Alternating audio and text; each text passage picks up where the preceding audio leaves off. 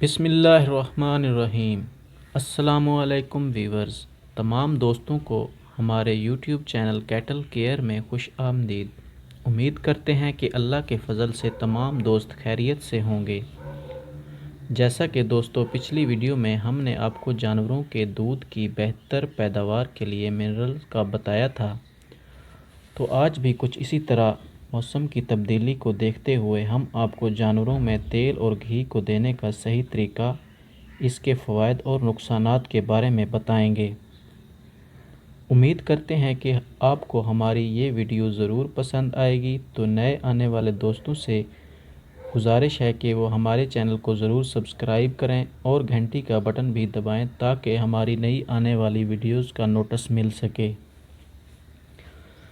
دوستو بیسیکلی یہ گھی یا آئل یہ فیٹس میں آتے ہیں، اور جو فیٹس ہوتے ہیں انرجی کا ایک بہترین ذریعہ ہے۔ دوستو جیسا کہ ہم اپنے جانوروں کی انرجی کی ضروریات چارے اور ونڈے سے نہیں پوری کر پاتے، تب اس چیز کی ضرورت ہوتی ہے کہ ہم جانور کو فیٹس کا استعمال کروائیں۔ اس میں ہم جانور کو گھی اور تیل وغیرہ کا استعمال کرواتے ہیں۔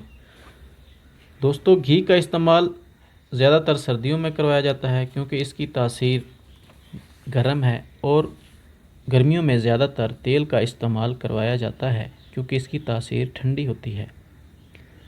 کیونکہ اب موسم بھی گرم آ رہا ہے، اس لیے تیل کا استعمال بہت زیادہ فائدہ مند ثابت رہے گا۔ دوستو ان کے علاوہ کٹڑوں اور بچھڑوں میں بھی یہ چیزیں استعمال کی جاتی ہیں، ان کو فربا کرنے کے لیے، موٹا کرنے کے لیے اور گوشت میں اضافے کے لیے فیٹس کا استعمال کروایا جاتا ہے۔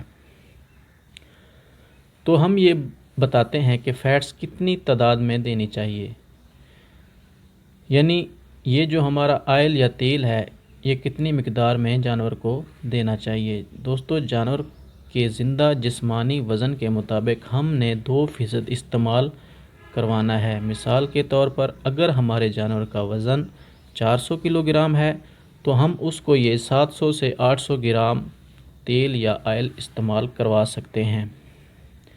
اس سے زیادہ مقدار میں استعمال کروانے کی ضرورت نہیں ہے۔